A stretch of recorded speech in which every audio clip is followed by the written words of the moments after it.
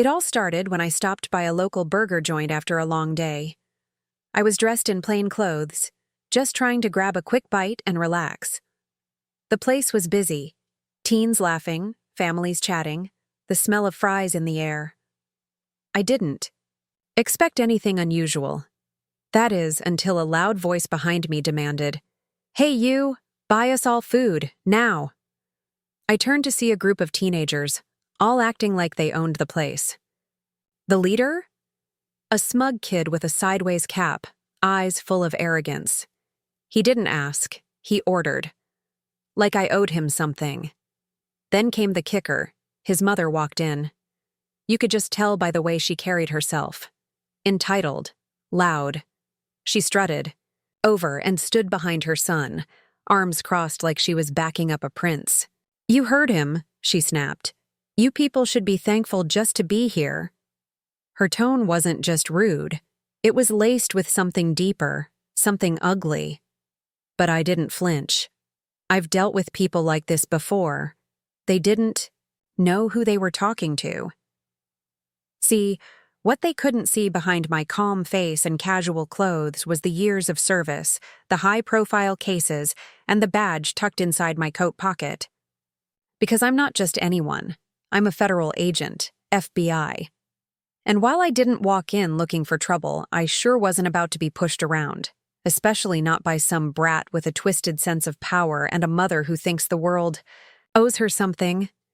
As the tension thickened and the restaurant got quieter, I stood there, thinking, should I walk away? Or should I teach them a lesson they'd never forget? Not with force, but with something far more powerful. The look on their faces when they find out who I really am. That's where this story takes a sharp turn. The mom kept staring at me, expecting me to reach for my wallet like some obedient servant. Her son smirked, clearly used to getting his way. His friends stood behind him, chuckling and recording the moment on their phones like it was a game. But inside, I was calm. Too calm. That's something I learned in training. Never let your emotions show. Never reveal your hand too early. They didn't know the kind of day I'd already had. Earlier, I was in a high-level meeting with a task, force, working a sensitive case involving a major fraud ring. I had been undercover for weeks, gathering intel, playing the part of someone completely different. I was exhausted, mentally and physically, but I couldn't break cover, not even here. That's the life of an FBI agent. You never really turn it off. What made it worse was that this wasn't just about disrespect. It was about something deeper. The way that woman looked at me, like I was beneath her. Like I didn't belong. I've dealt with suspects, criminals, even dangerous cartel members. And not once had I felt the kind of cold disgust that was coming from her. She had no clue she was picking a fight with someone trained to read people, to stay 10 steps ahead. I'd seen lies fall apart, watched powerful people break under pressure. And this? This was just ignorance dressed up in privilege. The restaurant had gone quiet. People were watching now, whispering. Some pulled out their phones. A few looked uncomfortable, unsure of what would happen next. But that's what made it even more important to stay cool. The Karen leaned in a little, her voice dropping just enough for only me to hear. "You think you're better than us? You'll never be one of us." That was the moment I knew. It wasn't just a rude encounter anymore. It was something I couldn't ignore. I didn't respond right away. I just stared at her, keeping my expression blank. That silence made her even more irritated. She probably wasn't used to people ignoring her, especially someone she thought she could talk down to. Her son, still acting like a little king, laughed and said, "What? Cat got your tongue?" "Thought so." The kids behind him were clearly enjoying the moment, but I noticed one of them, the quiet one at the back, looked uneasy, like he wasn't fully on board with the whole thing. That glance told me something. Not all of them were proud of what was happening. I could feel the pressure building in the room. The cashier froze, unsure whether to step in. A family sitting near the window quietly gathered their things and slipped out the door. Even the fry cook peeked out from the kitchen, probably wondering if someone was about to call security. But I wasn't here to make a scene. Not yet. What they didn't realize was that I was already analyzing them. Body language, speech patterns, eye movement. It's something we're trained to do. I could tell the mom wasn't just rude. She was used to manipulating people. Probably had a history of pulling this kind of thing and getting away with it. And the kid? He was cocky, but that kind of attitude doesn't come from nowhere. He was copying what he saw at home. That much was clear. Part of me wanted to flash my badge right then and there. Shut it all down. But the smarter part of me knew that wouldn't teach them anything. Not really. I needed to play this right, not just for me, but for everyone watching. For the people who've dealt with the same kind of treatment and had no power to push back. As I stood there, one of the teen boys, probably 15 or 16, quietly slipped to the side, phone still recording. He was texting someone. That's when it hit me. What if this wasn't just about ego? What if they had something else planned? That question changed everything. The kid texting in the corner caught my attention more than anything else. His fingers were moving fast, eyes darting between me and his screen. It wasn't just some social post. His body language said urgency. I subtly shifted my stance, scanning the room without making it obvious. Something was off. I didn't know. If they were calling backup, trying to bait me into reacting, or setting me up for something worse. I'd seen setups like this before, usually in bigger operations, but even small situations can escalate fast when egos get involved. Karen, still standing tall like she was running the place, leaned in again and hissed, "Don't think you can stand there and intimidate us. You'll regret it." Her son doubled down, stepping closer, shoulders squared like he thought he was some kind of tough guy. He was just inches from me now, trying to provoke a reaction, probably hoping I'd say the wrong thing or make a wrong move. One hand went into his hoodie pocket, and I felt every nerve in my body tense. I didn't know what he was reaching for, but when you've been in the field as long as I have, you learn to never assume it's nothing. The room was holding its breath. The employees didn't move. The quiet teen at the back looked like he wanted to disappear. And the one who was texting? He stepped back toward the door, still staring at me. That's when I saw headlights outside. A black SUV pulled up fast, parked crooked, doors opened. A couple of older teens stepped out, looking around like they were ready to cause trouble. One of them cracked his knuckles, the other was already filming. They weren't here for food. They were here for a show. Stayed calm, even though my instincts were screaming.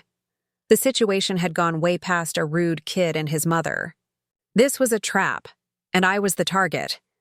But they still didn't know who they were messing with. Not yet. As the SUV doors slammed shut and the new group stepped inside, I took a quiet breath. I counted 5 of them, 2 organized for a random meetup. They didn't look like high schoolers either. Older, maybe early 20s. Some had that jittery energy that usually came with either bad decisions or worse intentions. One of them scanned the restaurant like he was looking for someone to blame. Then his eyes landed on me. Karen's son lit up when he saw them, like he had just summoned backup. "That's him," he said loud enough for the room to hear. "That's the guy who tried to put hands on me." A complete lie. The kind that flips a situation fast if you're not careful. Karen nodded without missing a beat, playing along.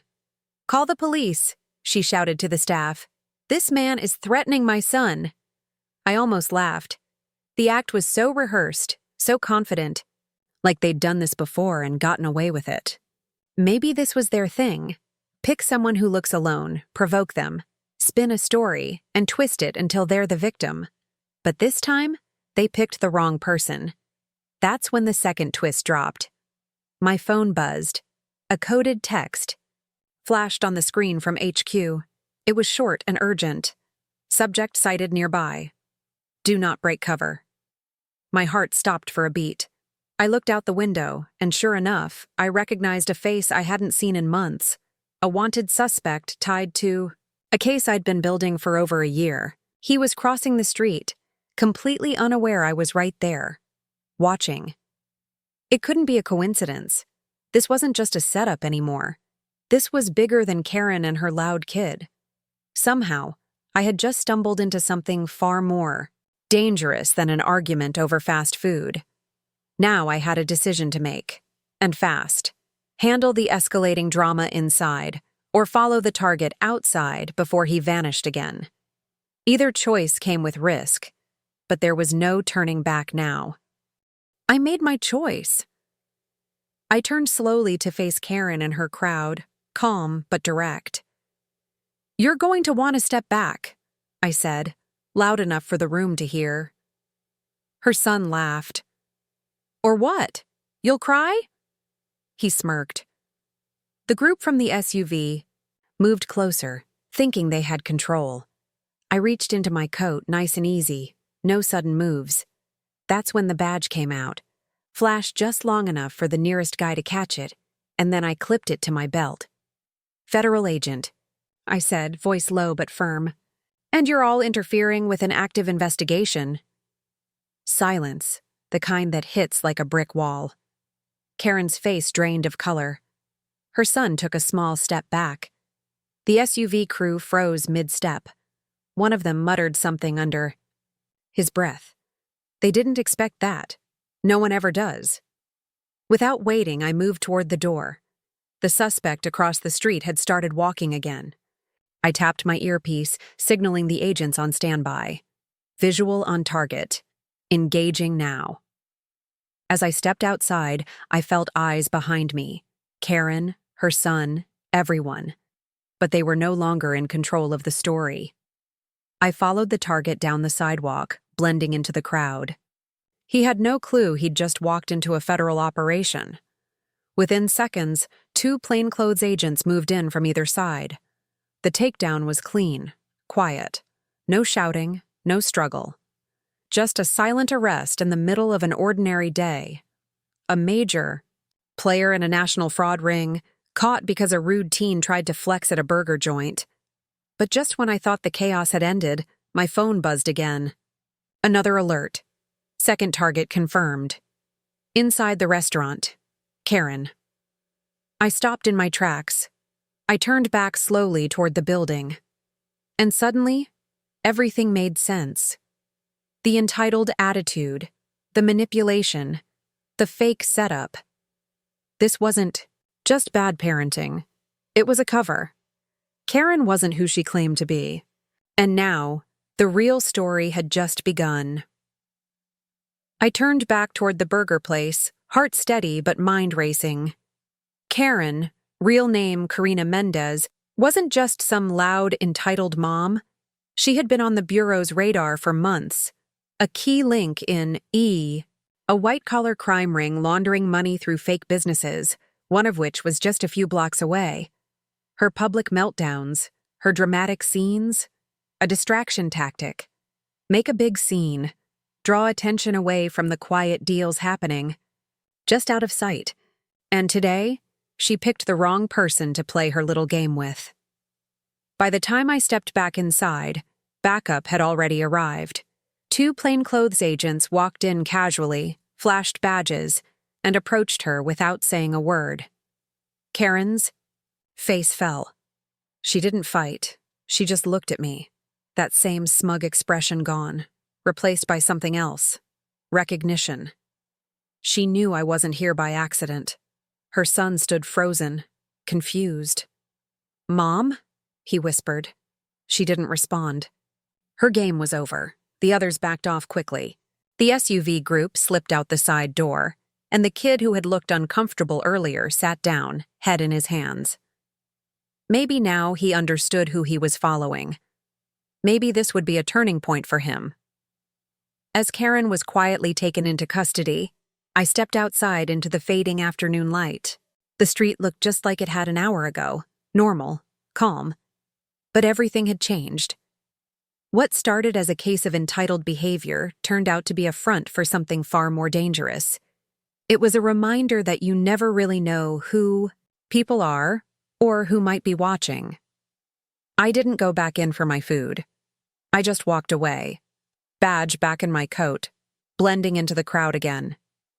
Another case closed. Another story no one would believe unless they'd seen it with their own eyes.